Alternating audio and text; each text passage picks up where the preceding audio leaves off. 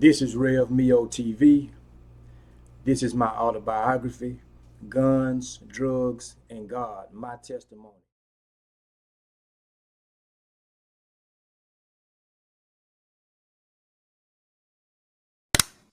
um video number 64, Guns, Drugs, and God. Let's keep it going. Hey, if you have not hit the subscribe button, subscribe to the channel. Comment on the video, like the video.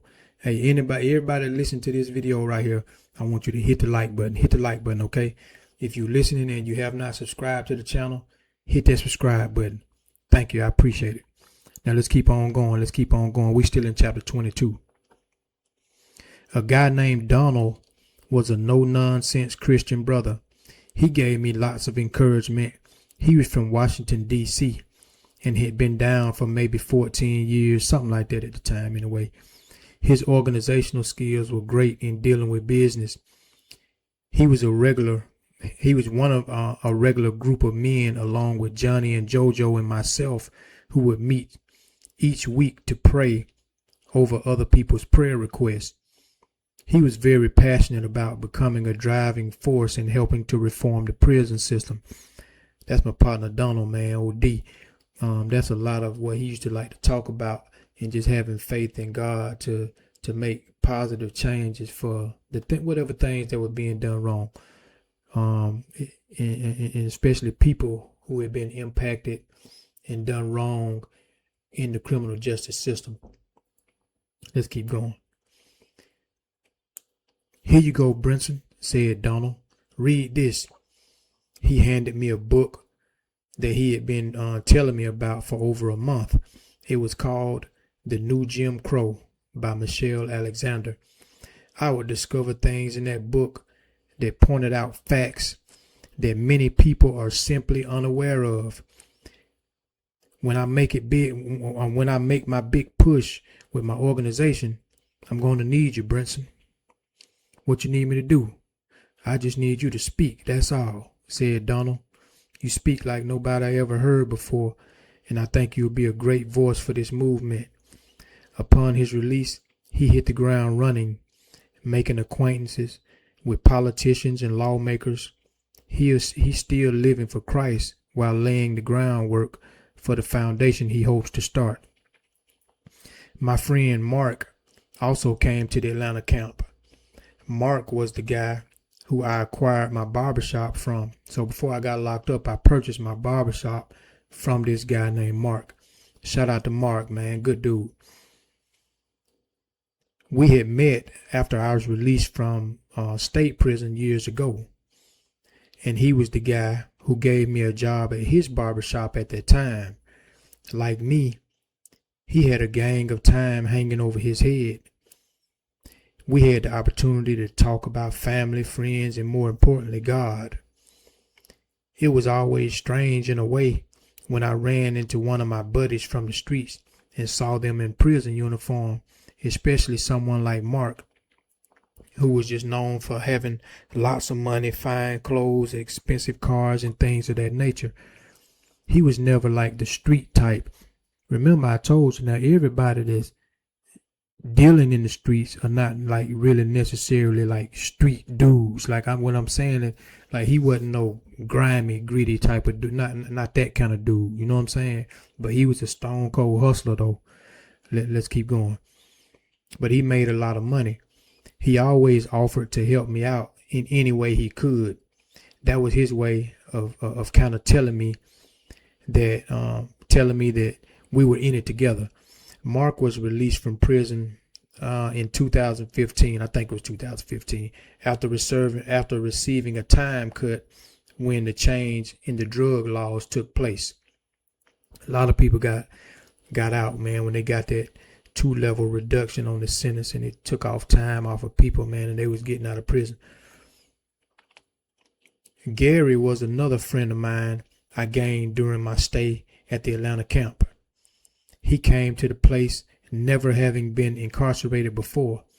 He grew up in the Catholic Church, but loved attending our Sunday services. He had a son that was a year younger than Elijah. and we both found comfort in being able to discuss our kids with someone who could relate. Do I talk about my son too much? He asked one day as we sat in his room. Shoot, no, I replied. Gary, people talk about the things that's on their heart. You just love your son, and I understand. One day, I walked to the back of the unit and noticed Gary sitting with his head down. As he looked up at me, I noticed his eyes watering. I just miss my son, Mio, he said to me. I love him, and I'm supposed to be there for him. Many folks in prison experience this same kind of heartache. People don't stop loving their kids just because they're in prison. You'll be there soon. That's all I knew to say to him at that time.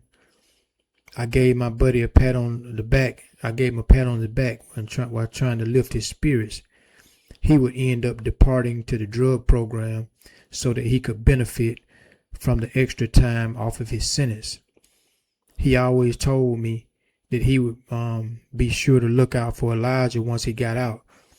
The thing about Gary is that he was extremely well connected in the business world and had achieved some financial success prior to being incarcerated.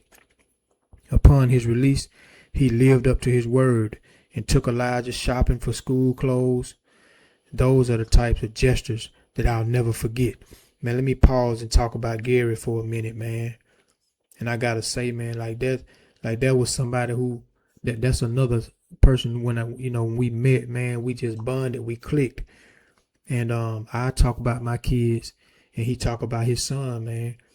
And his son was playing basketball and stuff, and he was good. He ended up going to college on scholarship. He went to I'm not even gonna name the colleges, you know what I'm saying?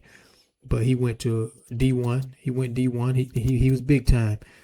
And man, Gary, when he got out, man, he did exactly what he said. Like I wasn't like asking people to do stuff, but like he knew the struggle and he knew, you know what I'm saying, what my son mother were going through too, trying to, just make the ends meet. And man, no, he looked out for Elijah and blessed him, man. And but sadly to say, man, that years later, he passed away, man. Rest in peace, Gary, man. Rest in peace, man. Rest in peace, man. I'll forever remember those conversations. I'll forever remember you just being a stand-up guy, man. And I love you, brother. Let's keep reading. Brandon transferred away to the drug program in March. I'm not sure if it was March. I think it probably was the end of 2009. Like, the more I think of it, it was probably around the end of 2009, maybe like December.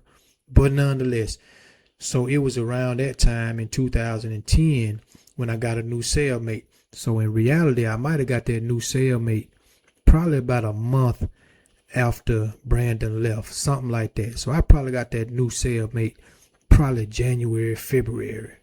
Okay? But anyway, let's keep reading. I had known G.O. since my days in Yazoo City. His real name was George Oliver, but everyone called him G.O. He was a black guy from the Atlanta area. Let me correct that, because he'll quickly tell you, man, I ain't from Atlanta, I'm from College Park. So he was a black guy from the Atlanta area, College Park to be specific, right? And he was a year older than I was. He had been assigned to another room in my unit at first, but I hurried to save him from an impending disaster. The dude in that other room was cool, but he was into everything. He used drugs heavily, did tattoos, dealt in everything that was deemed illegal, and just moved around drunk and recklessly. So within the first hour, I helped to get Gio assigned to my cell. During our time in Yazoo City, I had cut his hair a few times, and we had a number of business-related conversations, but we had never really gotten close until we reunited in Atlanta. So when we was in Yazoo City, we didn't like kick it like that because I mean, we was cool, don't get me wrong. And we in the Atlanta car, all of us in the Atlanta car in Yazoo City. If you don't know what a car is, when you in prison, it's federal prison terminology. When you in a car, that's your crew, that's your clique. Instead of it being the Atlanta crew, it's the Atlanta car. That's what it is, right? But like, man, we had a lot of people from Atlanta down in Yazoo. You know what I'm saying?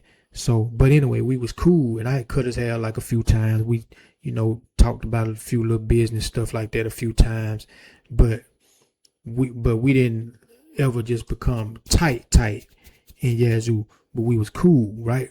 I knew he was a good dude. He knew I was a good dude. But now he done made it to Atlanta, and I'm getting him in the cell with me. So within that first hour, I helped to get Gio assigned to my cell.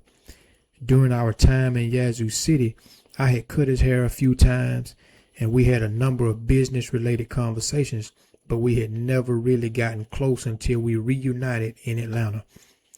He wasn't your every Sunday church-going Christian, but he was a believer in Christ. He was serving a 20-year sentence for a drug conspiracy, and it was only his first felony. He was caught picking up 1,000 pounds of marijuana and 300 kilos of cocaine that was sent to him and his crew. His attorney had admitted and even signed a statement that he never informed Gio about the government's plea offer, which would have given him significantly less time than he received after losing at trial. So the lawyer didn't even tell him, look, the government offering you this plea and you'll get 8 years or 7 years or whatever if you take this plea, or you'll get 10 years. The lawyer didn't even tell him that, look, they offering you a plea. So he took it to trial, right? So he lost at trial, got 20 years. I must say that he became the perfect cellmate for me for many reasons. He never displayed a losing attitude. He never whined about the time he was serving. He didn't curse, and he was the kind of guy that would give you the shirt off his back. If I needed something, I could just reach in Gio's locker and get it. That's just how we shared with one another. Like, it was the same way with me, man. Just go in the locker and get it. Like, we had, after, it wasn't no asking about this, that, and the other. You know what I'm saying? Whatever was in his locker, you know what I'm saying? I had access to it. Whatever was in my locker, he had access to it. Like, that was just a cool cellmate. That's just how we shared with one another. If we both ate a meal together, then one of us would wash all the dishes. Like, it didn't matter like who turn it was. I washed the dishes last time. Like, we didn't never let it become a burden on one or the other. Like, man, give me the dishes, man. Let me go and wash them real quick. And you know what I'm saying? We just had a good camaraderie, man.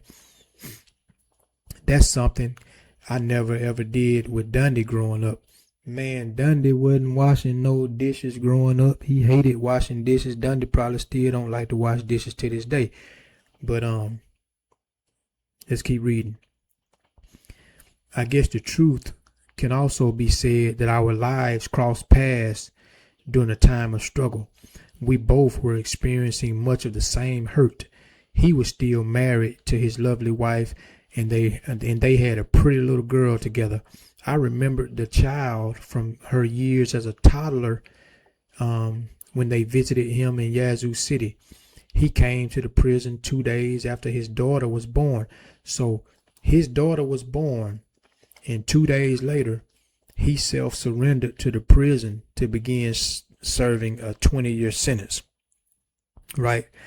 So he came to prison 2 days after his daughter was born. By the time he became my cellmate in Atlanta, the little girl was around 11 or 12 years old. So that will give you an idea of the time he had served. That's the time he had served already.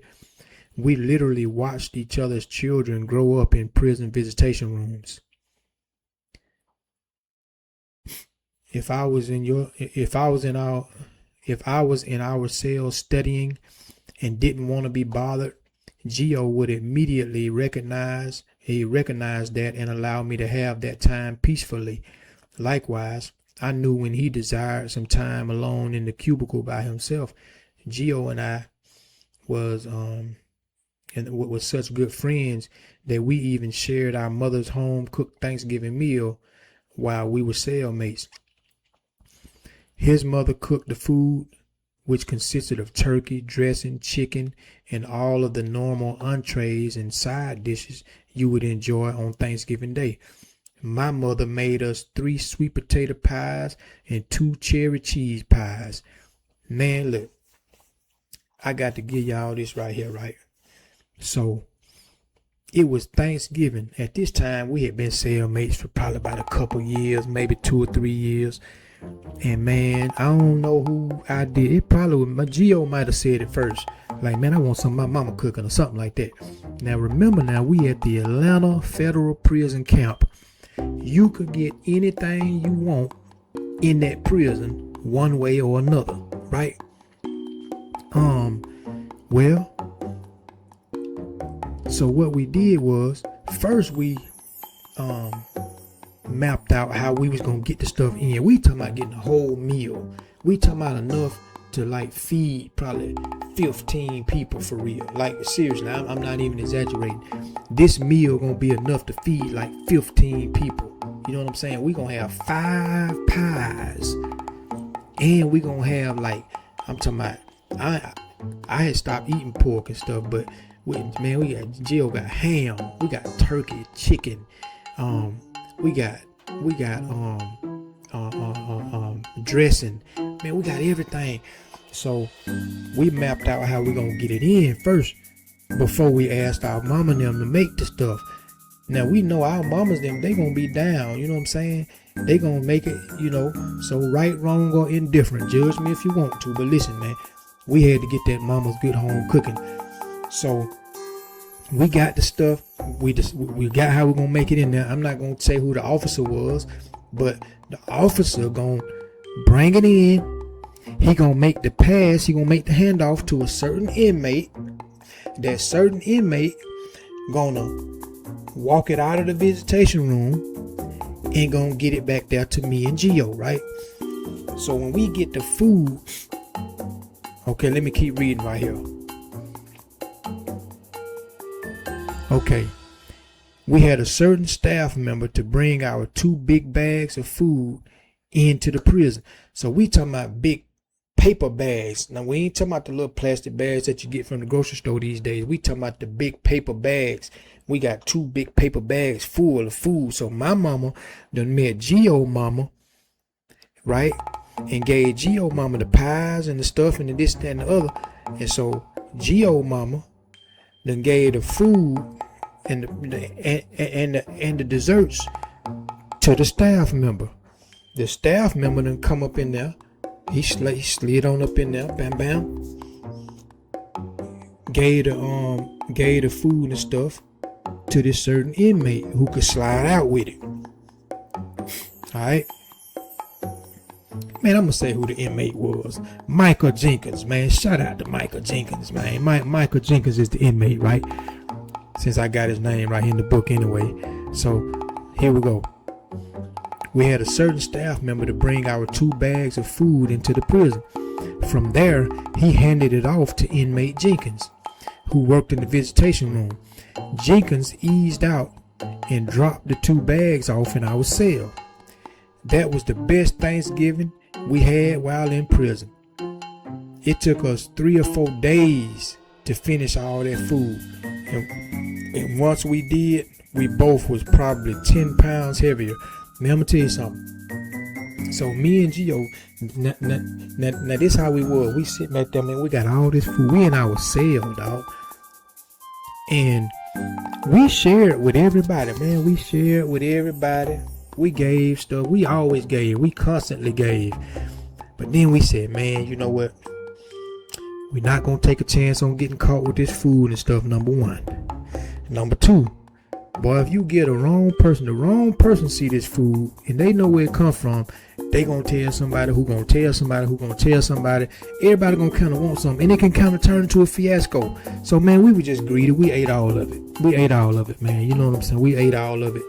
So, you know, That's the story on that. We ate all of. We kept it in the room. So how did we keep it from like spoiling? We kept it on ice, man. We constantly went to the ice machine. You know what I'm saying? Like a couple times a day, and you know we had we always had a mop bucket that was not used for nothing. You ain't mopping nothing in there. You're not putting no chemicals, none of that stuff in there. You never use mop bucket. And what you do is you lace it with a couple of trash bags, clean, brand new, fresh trash bags. You put a couple of trash bags there, and you make it into an ice bucket. You pour ice into it. So we would pour ice in that joker, put the food in there. It's all wrapped up. We got containers. We got everything we need. We got, you know what I'm saying? We got containers, man, that came from Walmart, from the grocery store and stuff like that, like the real deal stuff, right? So let's keep reading. One thing about being in prison where nothing is locked, it's easy to face privacy issues. In Atlanta, we were housed in concrete cubicles, so we didn't have doors on our rooms. This presented a huge challenge sometimes in trying to acquire some quiet time with God. The noise in the dorm could be ridiculous at times, even disrespectful sometimes. I did, however, find that when you are determined and led by the power of God, nothing can stop you. I learned to block out what seemed like a music concert sometimes just to get a few hours of study time in. If it got too loud, then I would pop in my earplugs and find a place of peace. Geo came up with the idea of me posting a do not disturb sign, so I did that quite often. Otherwise, the never-ending flow of foot traffic of people needing prayer, counseling, or some other favor would never allow me to finish studying. I learned that people come to the pastor for everything, but I didn't mind. It was a part of my job. One Sunday morning, as I lie in bed, reading my word, a friend came to my room and needed someone to talk to. He cried on my shoulder, literally. He literally cried on my shoulder, telling me that he just needed a hug. Like, it wasn't on no funny stuff or nothing like that. It was just, and he was an older white dude. When I say older, if I was probably 40 at the time, then this guy was probably was about 60. You know what I'm saying? He just, I'm never forget, man. He came to my room, man, and, he like started to talk, and then he was like, brother, I just need a hug, brother. I just need a hug. You know what I'm saying? I hugged him, man. I consoled him, and we talked about his issues and stuff that, what was going on. Let's keep reading. He was going through some difficult times, and I was more than glad to be there for him. A lot of men cried in prison, but most of the time you would never see it. People would cry in private, under their covers, or in the shower. One of the more interesting guys I counseled was a gay man who just seemed stressed out. He had been attending church regularly upon his arrival at the camp. He always asked for prayer, but one day, as I walked across the compound, he stopped me, sort of frantically. Like, he stopped me, and he was like, Pastor Brinson, I need to speak with you. Do you have time? I found that I had to give up what I was doing sometimes to help others. So I don't remember where I was on the way to, but I just remember I was walking across the compound. I'm walking, and he's like, Pastor Brinson, I need to speak with you. You have time? And so I said, I got time. What's the problem? You okay? No, I need you to pray for me right now if you can, please. Okay. The thing is, and so he started explaining. The thing is, I'm sick, and these people seem like they don't care if I die or not. He complained. He just started opening up and telling me about his situation. I have HIV, and my platelets are low. I need to go to the hospital, and they act like it's no emergency. I knew that platelets had something to do with blood, but I didn't know what a high or low number was. I had no idea that he had HIV either. So I didn't know he was HIV positive. I didn't know none of that. You know what I'm saying? So he's literally telling me this right here in the middle of this compound, and it's everybody outside, everybody walking around, and everybody see me standing here talking to this guy, right? Well, let's pray right now, I suggested. Well, there's more. So now he tell me, like, he's stopping me as I say, well, let's pray right now, I suggested. He said, well, there's more. I know homosexuality is wrong, and I don't want to live that life anymore. There was always kind of a taboo stigma placed on the mere fact of conversing with the gay men in prison. I had to rise above what people thought about me standing in the middle of the compound talking to the guy. I had to do God's work. So people would look at you like, you know what I'm saying, kind of what's going on type of, like people kind of give you side eye. They trying to look and see what you talking about. Man, what they over there doing, man? Like, what are you up to?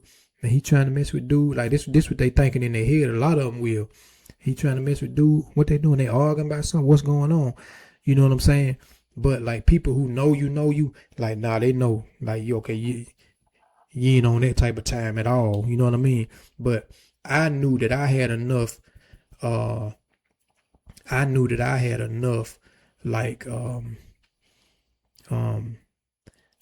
respect amongst the people that people knew I wasn't even trying to cross that line. You know what I'm saying? Ever. So let's keep reading. I had to do God's work. I laid hands on him and prayed for him right there on the spot. The next day, he was taken to the hospital, and soon after that, he was transferred to another prison. I give all credit to God for using me.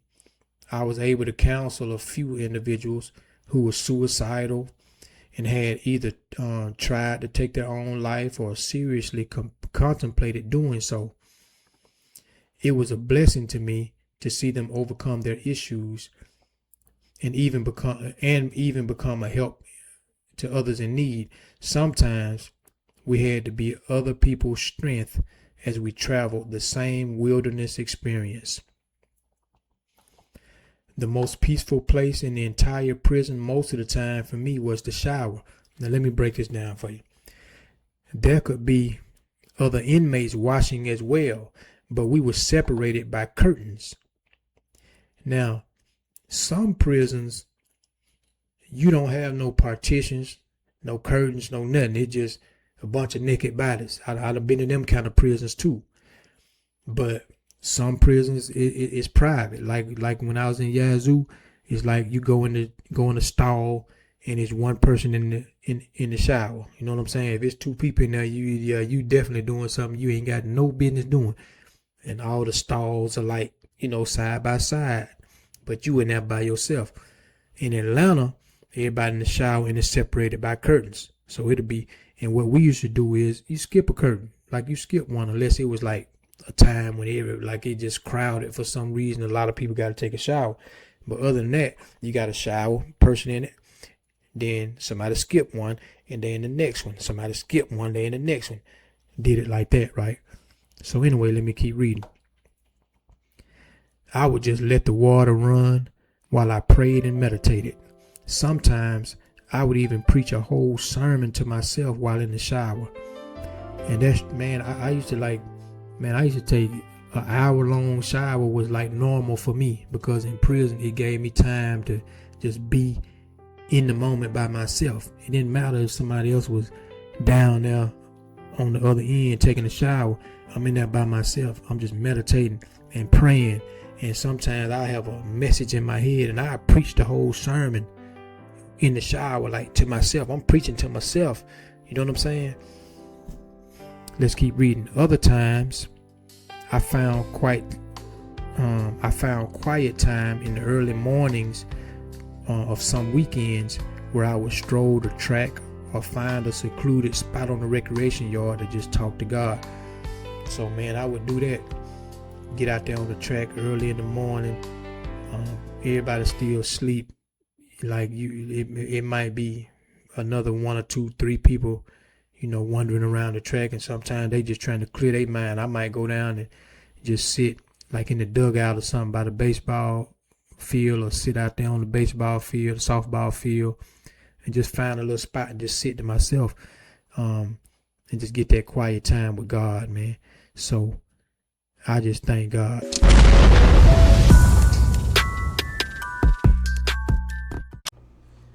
Man, I hope you enjoyed that video. Stay tuned for the next video as I continue to do my autobiography, audio read along as I narrate Guns, Drugs, and God, my testimony.